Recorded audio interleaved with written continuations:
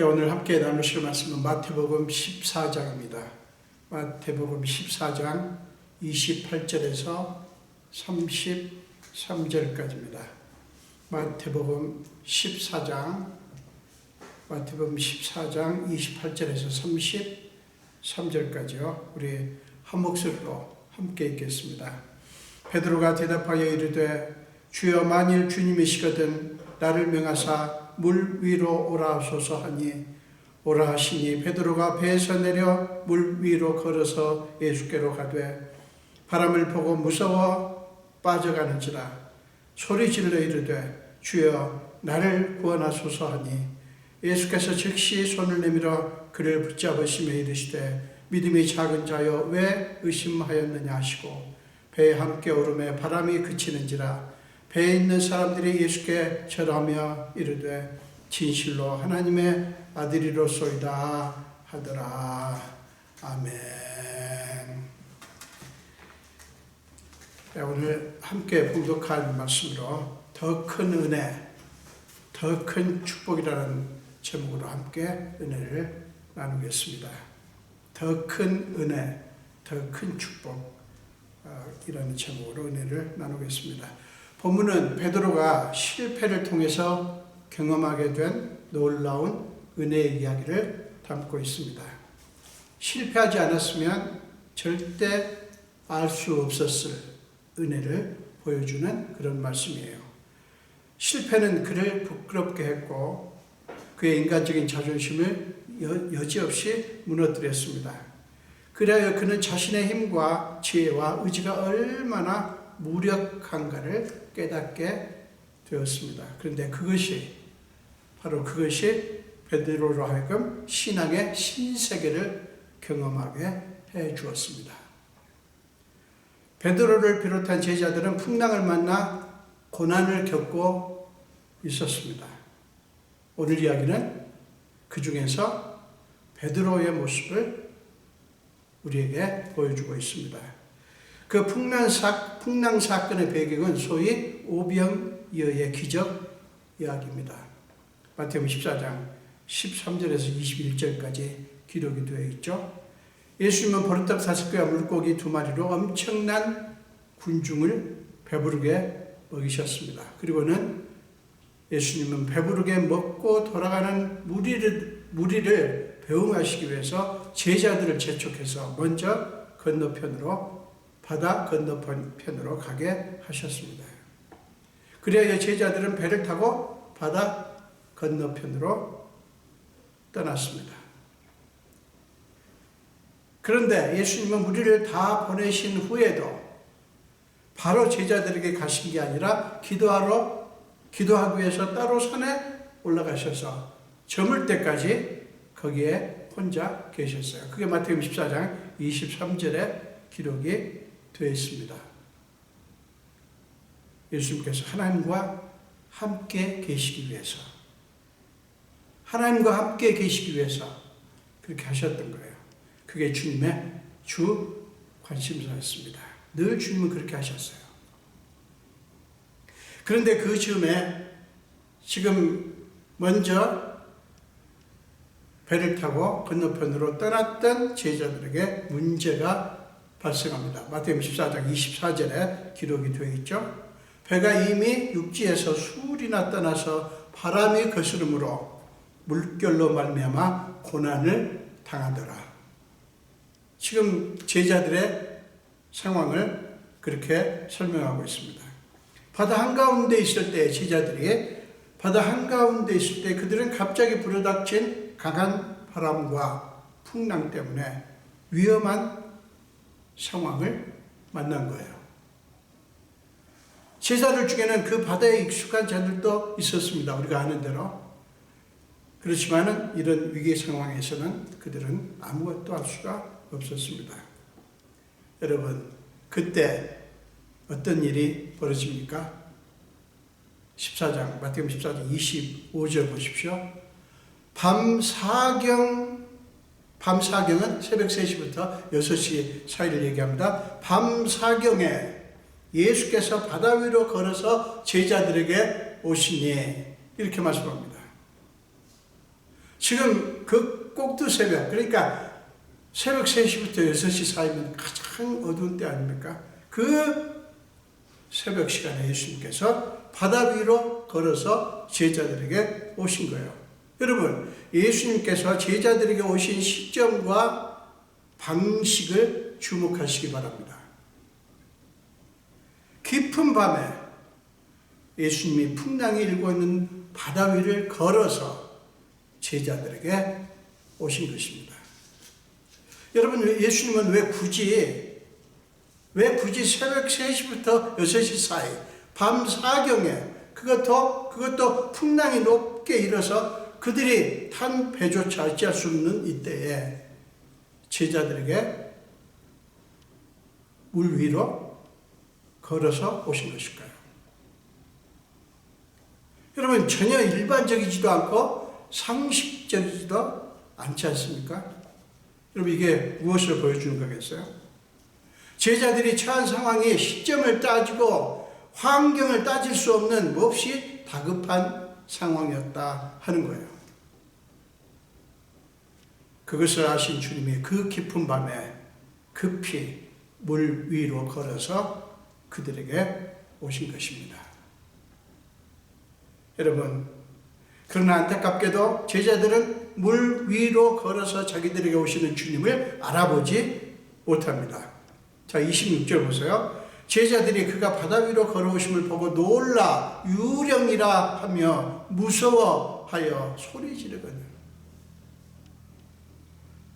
지금 예수님께서 그들에게 오셨는데 제자들이 알아보지 못하고 유령이라고 하면서 소리 질러 놀래가지고 소리 질러 야단법석 하는 거예요. 소리 지르면서. 여러분, 그게 너무 비상식적이니까 그럴 수밖에 없었던 거예요. 사람이라면 어떻게 그 시간에 물 위를 걸어서 올 수가 있겠어요? 전혀 상식적이지 않고 전혀 말이 안 되는 거예요. 거기다가 깊은 밤이니까 그들로서는 유령이라는 생각밖에 할 수가 없었던 거예요. 오랜 시간 동안 풍랑에 시달린 데다가 자기들을 돕기 위해서 오시는 주님을 유령이라고 믿고 더 놀라고 지친 그들에게 예수님은 즉시 이렇게 소리 지르십니다. 외치십니다. 안심하라. 나니 두려워하지 말라.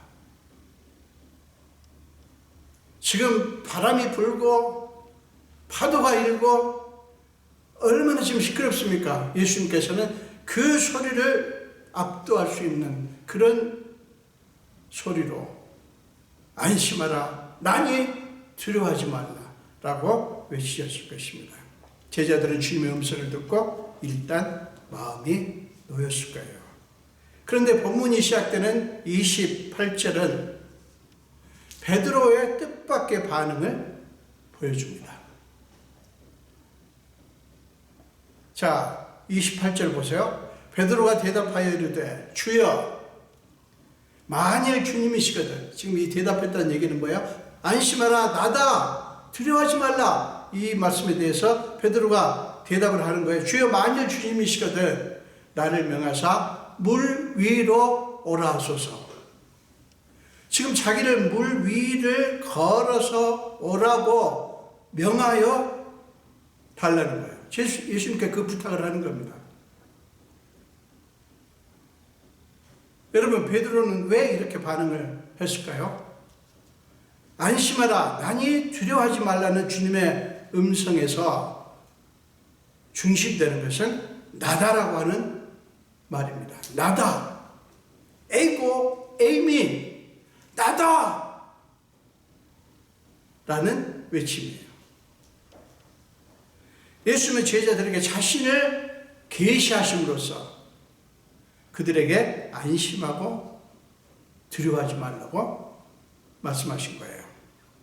여러분, 그때 베드로는 주님의 음성 속에서 특히 나다라고 자신을 계시하신 예수님 자신을 주목했습니다. 여러분, 베드로의 반응에서 이게 놀라운 거예요. 나다라고 외치시는 예수님의 그 음성에서 예수님 자신을 주목한 거예요. 주여, 만일 주님이시거든로 번역된 헬라어 문장은 이렇습니다. Kyrie eisouei. Kyrie eisouei. 큐레는 주여입니다. 주여.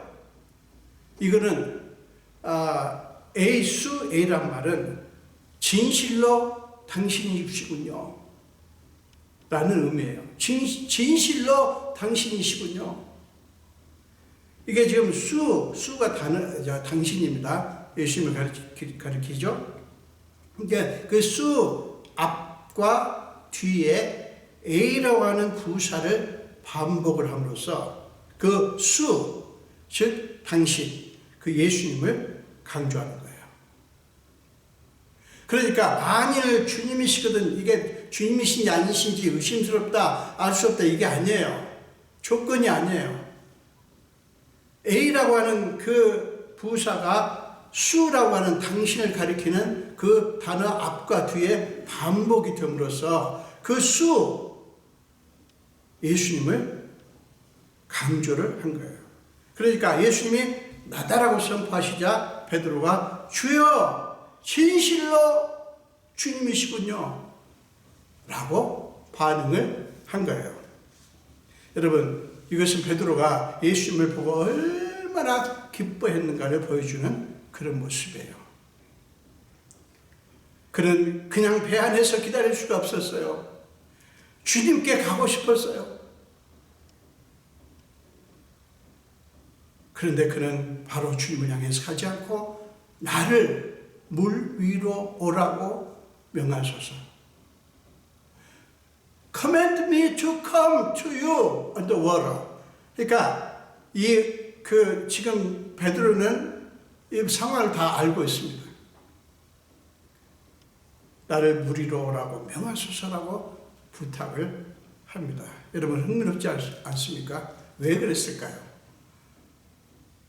아니, 주님이 그대로 반갑고 그분을 어서 빨리 만나고 싶다면 얼른 배에서 나와가지고 주님을 향해서 가면 될 거 아닙니까? 근데 왜 오라고 명해달라고 그렇게 부탁을 했을까요?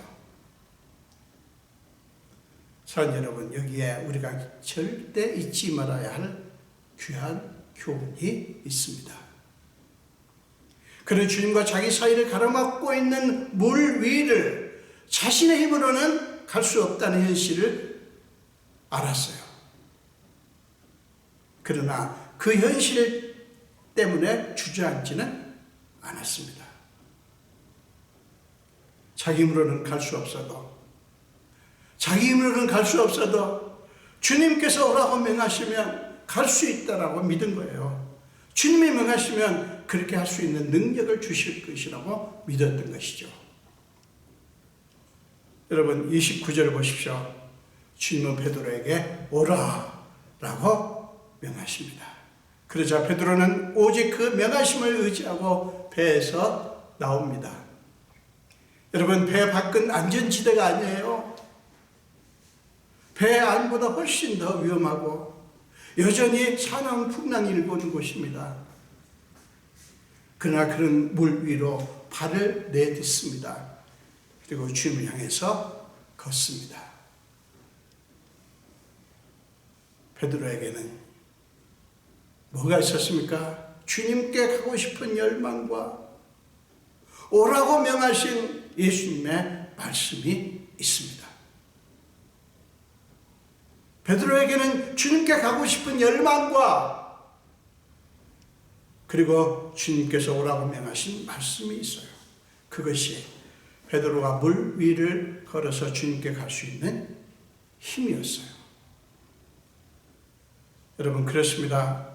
주님이 명하실 때 우리가 가장 먼저 해야 할 일은 우리의 한계와 장애물을 보면서 이런저런 우리의 판단을 내려놓아야 합니다.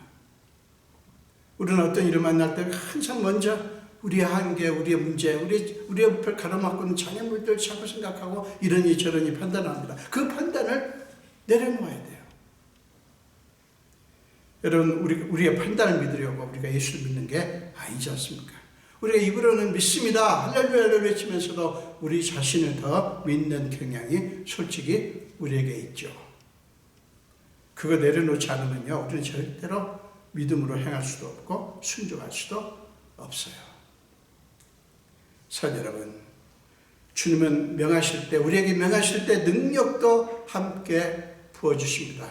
우리에게 뭔가를 부탁하시고 맡기실 때 능력도 함께 주신다고요.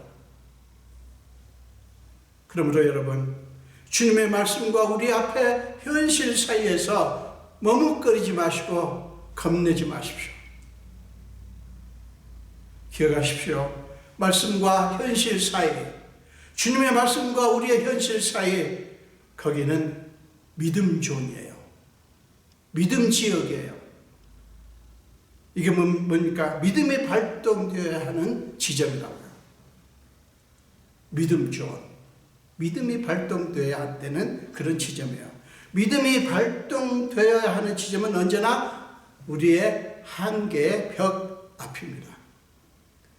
한계라고 하는 여리고성 앞이에요. 자, 여러분, 우리 앞을 가로막는 한계 벽은 우리의 자아가 부서지고 우리의 무능함이 여지없이 드러나는 지점이지만 사실은 거기가 은혜 존입니다. 은혜가 시작되는 지점이에요.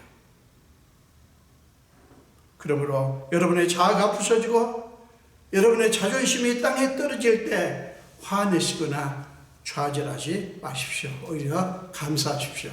왜요? 그때 우리에게 하나님의 은혜가 넘치게 되고 하나님의 능력이 우리에게 임하기 때문이에요.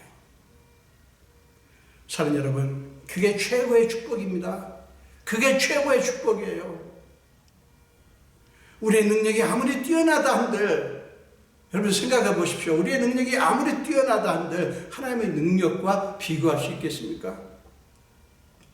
베드로는 자신의 힘을 내려놓고 주님의 능력을 의지했을 때 아무도 경험하지 못한 물 위를 걷는 초유의 능력을 경험했습니다.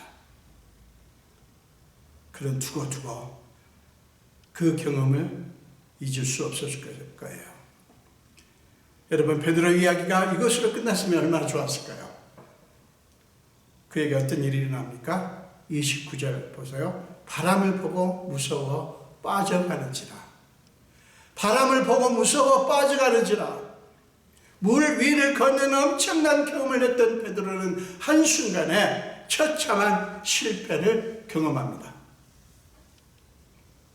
그 차이를 만들었던 것은 무엇입니까? 무엇이 그 차이를 만들었습니까? 바람입니까? 아니에요. 여러분, 그가 물 위를 걸었을 때나 물속에 빠져갈 때나 바람이 불고 풍랑이 일어나는 상황은 똑같습니다. 그러니까 단순히 바람 때문이 아니었던 거예요. 오라고 명하신 예수님의 말씀을 붙들고 배 안에서 나왔던 그가 물 위를 걸으면서 순간적으로 주님의 말씀이 아니라 바람을 주목하게 된 거예요. 왜 그렇게 됐겠어요?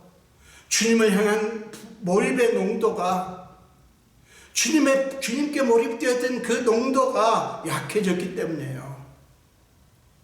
주님을 향했던 그 간절함, 그 믿음, 그 농도가 약해졌기 때문이에요. 여러분, 그게 그의 실패입니다. 주님으로부터 초점이 흐려지고 주님으로부터 마음이 벗어난 것, 그게 그의 실패입니다. 여러분, 그렇다면 우리는 그의 실패를 어떻게 보아야 할까요? 우리는 그를 마냥 비난만 할 수는 없습니다. 마냥 비난만 해서는 안 돼요. 우리도 똑같은 실수를 범하기 때문이기도 하지만 그걸 통해서 우리는 중요한 교훈을 얻을 수 있기 때문에 우리가 이것을 주목해야 합니다. 자, 여러분 30절 뒷부분 말씀을 보십시오. 30절입니다. 소리 질러 이르되 주여 나를 구원하소서. 베드로는 주님을 향해서 물속에 빠져가면서 소리 지릅니다. 주여 나를 구원하소서. 나를 구원하소서. 지금 상상을 해보십시오. 여전히 바람이 몰아붑니다. 그리고 뭐 파도는 일어납니다. 지금 베드로는 엄청난 위기 가운데 있습니다.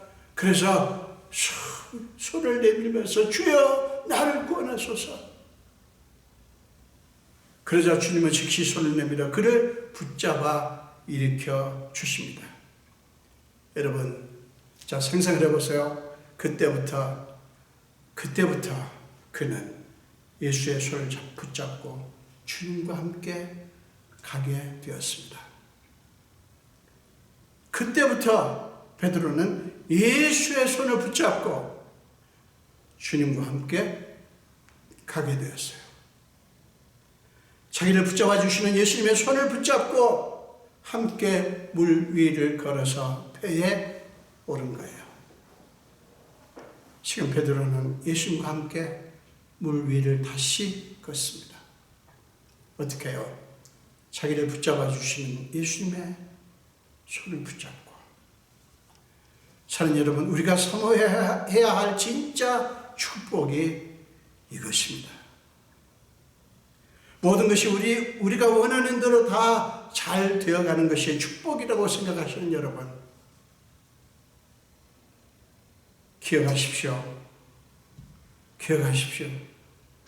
늘 주님과 함께 있고 함께 행하는 것, 그게 진짜 축복이에요. 늘 주님과 함께 있고 주님과 함께 행하는 것, 그게 진짜 축복이에요. 여러분, 베드로는 실패를 통해서 더 큰 은혜, 더 큰 축복을 경험한 것이고, 베드로의 실패 이야기는 그것을 우리에게 증언합니다. 그것은 배 안에, 즉 안전지대에 있던 다른 제자들은 알 수 없는, 이해하기 힘든 은혜와 축복이에요. 사랑하는 여러분, 실패가 우리에게 의미가 있는 것은 무엇 때문인지 아십니까?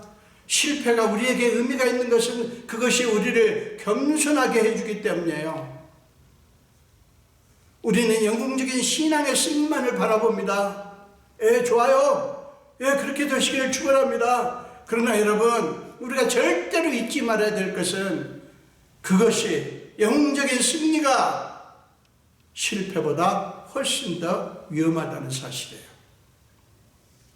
여러분, 왜 그런지 아세요? 그 승리가 마치 우리 자신의 공로인 양 착각하고 교만해지기가 아주 쉽기 때문이에요.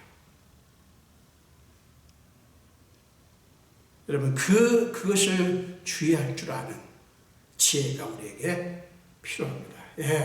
우리 신앙적으로 승리합시다. 실패하지 않기를 바랍니다. 저도 그렇고 여러분도 우리 정말 신앙의 승리를 늘 할 수 있기를 바랍니다. 그런데 여러분, 잊지 말아야 될 것이 있어요. 그것이 오히려 실패보다 더 위험하다는 사실이에요. 그러면 승리하지 말아야 되냐? 그 뜻이 아니에요. 우리 승리합시다. 그런데 그것을 기억하면서 승리하자는 거예요. 사랑하는 여러분, 그리스도인들은 성공할수록 모든 게 다 잘 되어갈수록 더 두렵고 더 떨리는 심정을 가져야 됩니다. 더 두렵고 더 떨어야 돼요. 사랑하는 여러분, 여러분이 모든 면에서 성공하시든 실패하시든 거기에 매이지 마십시오. 매 순간 끊임없이 주님을 만나시고 주님의 손을 붙잡고 주님과 함께 여러분의 인생길을 걸어가십시오.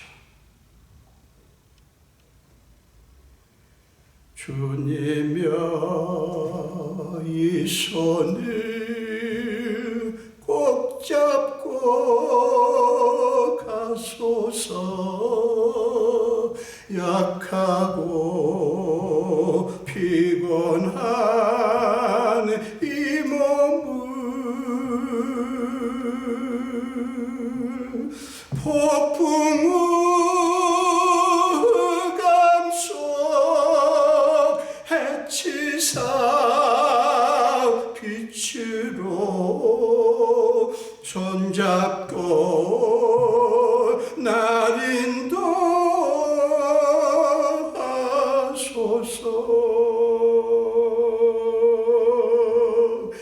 인생이 힘들고 고난이 겹칠 때 주님여 날 도와 주소서. 외치는 이 소리 귀 기울이시사 손잡고 날 인도하소서.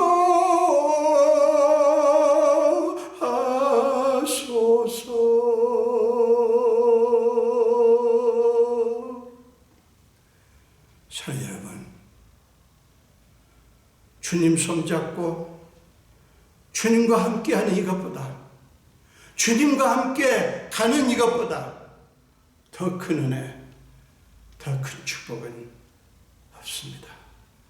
여기에 우리 모든 것을 거시는 저와 여러분 되시기를 주님의 이름으로 축원합니다. 기도하겠습니다. 예수님 감사합니다. 오늘도 우리를 불러주신 주님, 오늘 베드로의 이야기를 통해서 그가 무리를 걸었던 영웅적인 승리의 모습도 감동적이었지만, 그러나 그가 실패를 통해서 이제 주님 손을 붙잡고 주님과 함께 가는 더 큰 은혜, 더 큰 축복을 우리는 이 말씀 속에서 보았습니다.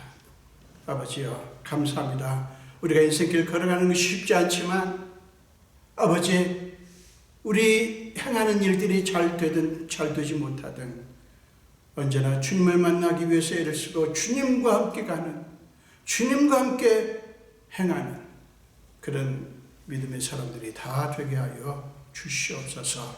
감사드리옵고 예수 이름으로 기도합니다. 아멘.